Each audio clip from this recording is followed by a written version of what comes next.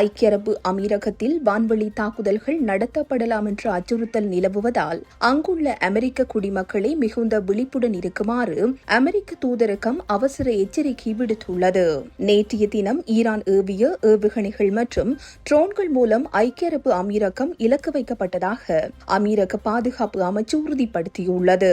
வான்வழி அச்சுறுத்தல்கள் குறித்து அமீரக அதிகாரிகள் வழங்கும் அறிவுறுத்தல்களை அமெரிக்க குடிமக்கள் கண்டிப்பாக பின்பற்ற வேண்டும். தேவைப்பட்டால் பாதுகாப்பான இடங்களில் தஞ்சம் கோர தயாராக இருக்க வேண்டும் என்று தூதரகம் தெரிவித்துள்ளது.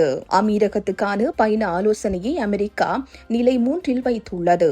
அதாவது குடிமக்கள் அங்கு பயணம் செய்வதை மறுபரிசீலனை செய்யுமாறு கோரப்பட்டுள்ளது.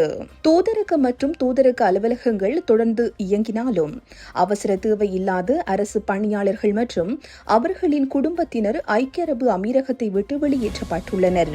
தாக்குதல் சம்பவங்கள் நிகழும் போது ஜன்னல்கள் மற்றும் கண்ணாடி கதவுகளுக்கு அருகில் இருப்பதை தவிர்க்குமாறும் போதுமான உணவு மற்றும் மருந்துகளை இருப்பில் வைத்துக் கொள்ளுமாறும் அமெரிக்க குடிமக்களுக்கு அறிவுறுத்தப்பட்டுள்ளது.